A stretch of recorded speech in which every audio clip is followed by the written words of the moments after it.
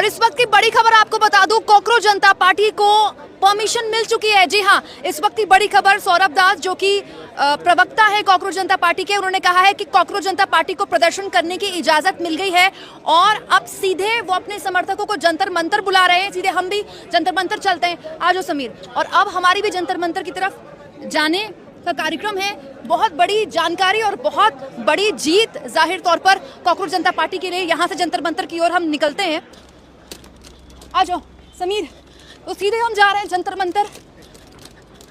आ जाओ, देखिए ये पार्लियामेंट स्ट्रीट थाना जो था, आ जाओ समीर, पार्लियामेंट स्ट्रीट थाने से जंतर मंतर बस चंद कदमों की दूरी पर है। और क्योंकि आप कॉकरोच जनता पार्टी द्वारा कह दिया गया है कि पार्लियामेंट स्ट्रीट थाने के आने की जरूरत नहीं है, सीधे जंतर मंतर पर आना है, तो सीधे जंतर मंतर पर ले चल रही हूँ आपको। तो भागते भागते हम आ चुके हैं इस वक्त उस जगह पर जहां पर अब थोड़ी देर बाद जमावड़ा लोगों का शुरू हो जाएगा। दरअसल बहुत ही कम लोगों को पता है कि इजाज़त मिल चुकी है, लेकिन मेरी आदत आप जानते हैं कि जैसे ही खबर मिली तुरंत खबर के पहुंचने से पहले, हलचल होने से पहले, कहीं कोई खबर छूट ना जाए, कहीं कोई अपडेट रह ना जाए, आपको देने के लिए मैं पहुंच जाती हूँ। यहाँ पर आप देखिए ये बैरिकेड है, यहाँ पर बैरिकेड लगाया हुआ है, कल से ये बैरिकेड लगाया हुआ है।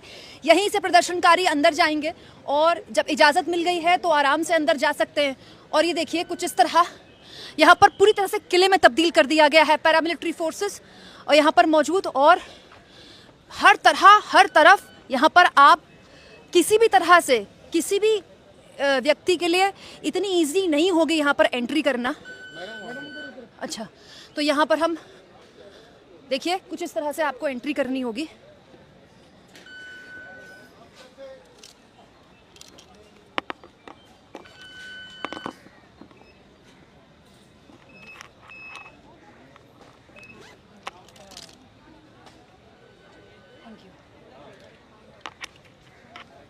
तो हमारी टीम ने भी अपनी जो सुरक्षा है वो, रोलिंग चल रहा है ना समीर, हमारी टीम ने भी अपनी सुरक्षा चेक करवा ली है। ये देखिए हम आ गए जंतर मंतर और यहाँ पर किसी भी वक्त अभिजीत दीपके और उनकी टीम पहुँच जाएगी।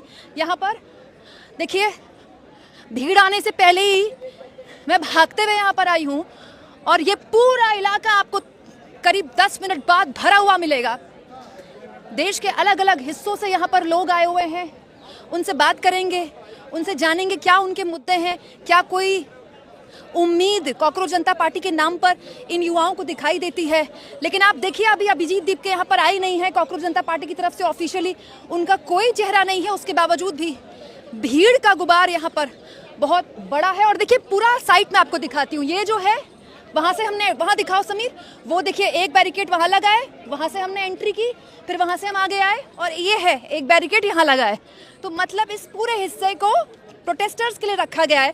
अच्छा, बड़ा दिलचस्प है कि ये बोला जा रहा था कि पता नहीं अभिजीत दीपके और उनकी कॉकरोच जनता पार्टी को इजाज़त मिलेगी कि नहीं मिलेगी, प्रोटेस्ट हो पाएगा कि नहीं हो पाएगा, लेकिन बड़ी इजीली इजाज़त मिल गई। और अब कॉकरोच जनता पार्टी के समर्थक यहाँ जुटने शुरू हो गए। उनसे बात करेंगे अभिजीत दीपके से, उनको क्या उम्मीद है। लेकिन बड़ा दिलचस्प है कि इतनी इजीली परमिशन मिल गई। आखिर कैसे, क्या देश के युवाओं के जमावड़े की जानकारी सरकार को मिल गई थी? दिल्ली पुलिस को एहसास हो गया था कि देश के अलग अलग हिस्सों से युवा आए हुए हैं और अगर अब प्रोटेस्ट की इजाज़त नहीं मिली तो फिर किसी तरह का कोई रिस्क जाहिर तौर पर दिल्ली पुलिस नहीं लेना चाहेगी। इधर से आ जाओ समी, उनका फ्रेम खराब मत करो, बाकी लोग भी काम कर रहे हैं। यहाँ पर कई लोग बैठे हुए हैं, देखिए हम उनसे बात करेंगे। आप सब कॉकरोच जनता पार्टी के समर्थक हैं? ठीक है, कहाँ से आए हैं आप? मैं तो मुखर्जी नगर से आया हूँ मैम। दिल्ली के मुखर्जी नगर से। किस चीज़ की तैयारी कर रहे हैं? मैं तो अभी ग्रेजुएशन चल रहा है। अच्छा, फाइनल ईयर में। तो यहाँ क्या देखने आए? माहौल देखने आए या सपोर्ट करने? नहीं नहीं, माहौल देखने नहीं आया है। माहौल मैं बहुत देख लिया यूट्यूब पे, सोशल मीडिया पे। अब वहाँ पे काम नहीं हो रहा था।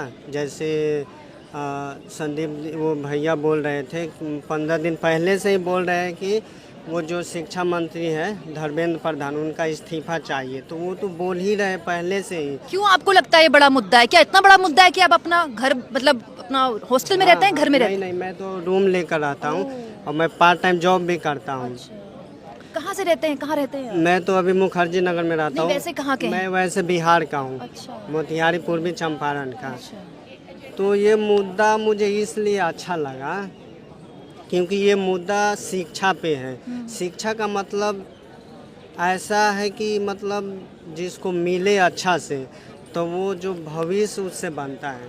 और जब जो जनरेशन है, जेन जी है, अगर वो पढ़ेगा लिखेगा, अच्छा शिक्षा पाएगा, वो तो वो भविष्य में अच्छा करेगा, और अच्छा करेगा तो उससे देश तरक्की तो आपको लगता है शिक्षा व्यवस्था इस वक्त बहुत ज्यादा प्रभावित हुई है अलग अलग मुद्दों को लेकर, नीट पेपर लीक हो या सीबीएसई के आंसर शीट्स हो या बाकी भी पेपर लीक होते हैं? बहुत बहुत सारा। आप सोशल मीडिया उठा के देखिए ना, यूट्यूब खोलिए ना, आपको बिल्कुल पता चलेगा, साफ साफ पता चलेगा। किसको क्या पता नहीं है, सबको सब कुछ पता है, लेकिन वो कोई करना नहीं चाह रहा है। लेकिन वो करना क्यों नहीं चाह रहा है, ये मुझे समझ में नहीं आ रहा है। तो आप मानते हैं कि ये एक बात है जिसको कोई नहीं, चाहे पक्ष हो या विपक्ष हो, कोई नहीं उठाता? कोई नहीं, कोई नहीं, कोई नहीं। या इंडिया का जो मीडिया है, जो सरकारी मीडिया, वो तो मतलब पता ही नहीं कि वो क्या कर रहा है, उसको पता नहीं। मतलब वो जब घर में जाता होगा, जैसे आप रिकॉर्ड कर रहे हैं, उनका भी काम है, जब वो काम करके जब घर में जाता होगा, तो जब वो सोता होगा, तो क्या उसके विचार में मतलब कुछ नहीं आता है कि मैं क्या कर रहा हूँ, नहीं कर रहा हूँ।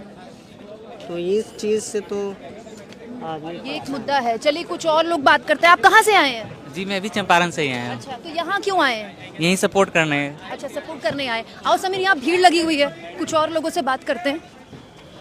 यहाँ पर शायद कुछ प्रवक्ता है कॉकरोच जनता पार्टी के, उनकी बात हम आगे आपको दिखाएंगे। सौरभ दास हैं, प्रवक्ता हैं, कॉकरोच जनता पार्टी के प्रवक्ता हैं सौरभ दास, उनकी बात हम आपको दिखाएंगे। आप कहाँ से आए हैं? मैं जयपुर से आया हूँ। अच्छा, आप कॉकरोच हैं या मीडिया से हैं? नहीं, मैं एस्पिरेंट हूँ। अच्छा, तो किस मुद्दे से आए हैं? मैं इधर आ जाते हैं समीर, आ जाओ, आपको धक्का लग जाएगा, पीछे से भीड़ आ रही है ना। हाँ, मेन तो मैम जो एसएससी एग्ज़ाम्स हैं, नीट एग्ज़ाम्स हैं, इनमें जो धांधली चल रही है अभी, पिछले दिनों दिल्ली पुलिस के जनवरी फरवरी में दिसंबर में 4 एग्ज़ाम हुए थे दिल्ली पुलिस के, 4 recruitment, driver, constable, head constable और AWTPO। उन चारों वैकेंसीज में बहुत ज़्यादा लेवल पे, बहुत एक्सट्रीम लेवल पे धांधली मिली थी, जिसके अभी रिजल्ट आ रहे हैं धीरे धीरे। अभी तक कभी भी उनकी कट ऑफ 60 से अबव नहीं गई थी। इस बार 83, 85 ऐसी कट ऑफ जा रही है। जगह जगह उत्तराखंड, वेल्लोर, राजस्थान का अलवर, दिल्ली का ये नोएडा सेक्टर का ये जो एग्ज़ाम सेंटर्स हैं, उन पे हर जगह पे पुलिस के छापे पड़े। जो रिमोट एक्सेस के द्वारा जो एग्ज़ाम लीक करवाए जा रहे थे, काफ़ी जगह से ऐसे न्यूज़ आई कि 15-15 लाख दे के वो पेपर खरीदे गए। अब उनका रिजल्ट आ रहा है मैम धीरे धीरे, तो पता लग रहा है कि बच्चों के 100 में से 100 मार्क्स, 99 मार्क्स, 98 मार्क्स। मतलब जो मेहनत करने वाले हैं वो तो ठगा हुआ महसूस करते हैं, चीटेड महसूस करते हैं। बिल्कुल। अब जैसे दिल्ली पुलिस ड्राइवर की वैकेंसी थी मैम, उसमें 660 वैकेंसी थी, उसमें से लगभग ऐसा रिजल्ट आया है कि 660 वैकेंसी से भी ज़्यादा, लगभग 1000 बच्चों से भी ज़्यादा, मतलब जो कंपटीशन है ना, वो सिर्फ जो पैसे देने वाले हैं ना 15-15 लाख वाले, उन्हीं में रह गया है। जयपुर से, महाराष्ट्र से, बिहार से, दिल्ली से लोग आए हैं, बिल्कुल आम लोग अपना पैसा लगा लगा के यहाँ पर आए हैं। और आप सोचिए, ये बहुत बड़ी बात है। और किस तरह से यहाँ पर लोग अपने लेवल पर, क्या हम अपने स्तर पर क्या बदलाव कर सकते हैं, इस उम्मीद से आए हैं।